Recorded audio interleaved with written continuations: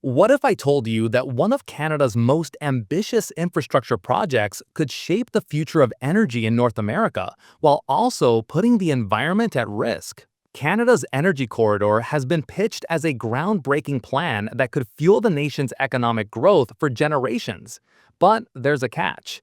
The plan involves building an expansive network of pipelines, highways, and railways that would stretch across the country, carrying oil, gas, and electricity to markets both domestic and international. It's a project that promises to unlock economic potential, but at what cost? The Canadian government, energy companies, and even provinces like Alberta see this corridor as a lifeline for the economy.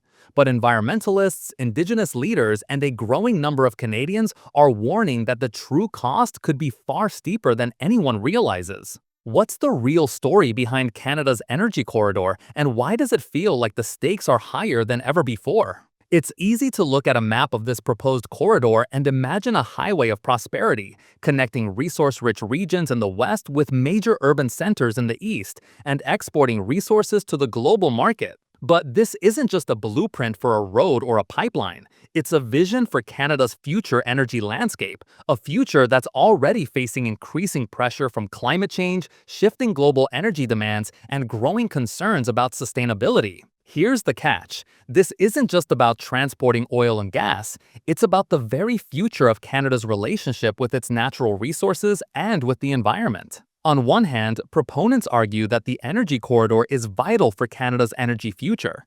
With major new energy projects and existing pipelines encountering fierce opposition from environmental groups and Indigenous communities, the energy corridor is seen by some as a way to resolve the nation's energy deadlock. By consolidating different transportation methods into a single efficient route, proponents claim the project would allow Canada to efficiently move its energy resources to market while reducing carbon emissions. But here's where the reality starts to get complicated. The corridor would not only carry oil and gas, it would also facilitate the transportation of renewable energy like hydroelectricity. But in a world where Canada's commitment to climate action and reducing carbon emissions is becoming more urgent by the day, can we really afford to continue building massive infrastructure for fossil fuels? Let's talk about the elephant in the room: climate change. Canada is one of the largest per capita greenhouse gas emitters in the world. The energy sector, particularly oil and gas extraction, is a huge contributor to Canada's carbon footprint. So, when the government and corporations push to build new pipelines and other infrastructure to extract and transport fossil fuels, environmentalists argue that we're heading in the wrong direction, especially as we race to meet our climate goals. Environmental groups have already raised the alarm over the corridor's potential ecological impact. The risk of oil spills, habitat destruction, and disruption to ecosystems are just the tip of the iceberg. Building this kind of infrastructure means opening up sensitive wilderness areas to industrial activity. This could have devastating effects on wildlife, soil, and water systems.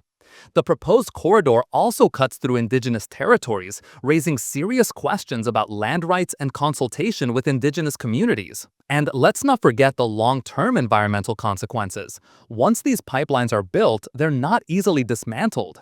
The damage could be irreversible, especially if climate change forces Canada to rethink its energy policies in the coming decades. But that's not the only thing at play here. Canada's energy sector is already facing increasing scrutiny from international markets.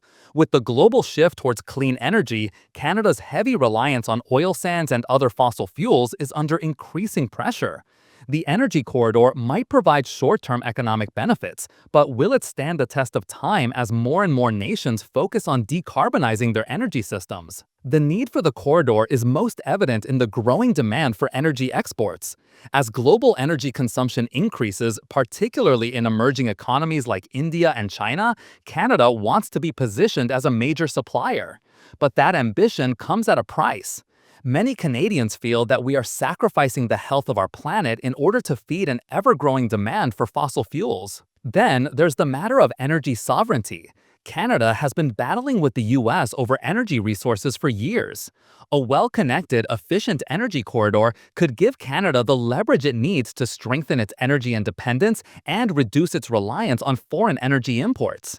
In the face of shifting global politics and energy demands, having a robust domestic energy infrastructure could give Canada more control over its own resources. But it's important to ask, is energy sovereignty worth the environmental cost? Can we achieve energy independence without paying a steep price in ecological damage? For Indigenous communities, the stakes couldn't be higher. Many Indigenous groups have strongly opposed the construction of pipelines and other energy infrastructure that cross through their ancestral lands without their consent. The energy corridor would affect a number of these communities directly, disrupting their territories and potentially putting their water and land at risk. Even with promises of compensation and consultation, the long-standing issues of land rights and environmental justice are impossible to ignore. In fact, Indigenous communities have become a central force in the battle over Canada's energy future. From the fight over the Trans Mountain pipeline to the opposition of the Coastal GasLink project, Indigenous leaders are calling for a different path, one that honors their rights, respects the environment, and ensures a fair and sustainable future for all Canadians. As Canada grapples with these tough questions, the energy corridor remains a symbol of both hope and controversy. Supporters argue that this project could be the key to securing Canada's future as an energy powerhouse.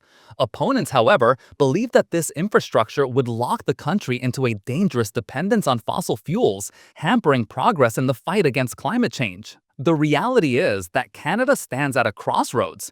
Do we move forward with the energy corridor, embracing the economic potential of fossil fuel exports, or do we shift towards renewable energy, moving away from reliance on non-sustainable resources? This isn't just about trade agreements or oil prices. It's about the future of Canada's natural environment, its economy, and its role in the global energy landscape.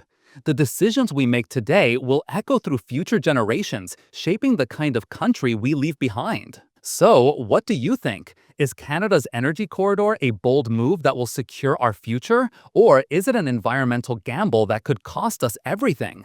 The answers might depend on how we choose to balance progress with preservation, profit with responsibility, and the needs of today with the needs of tomorrow.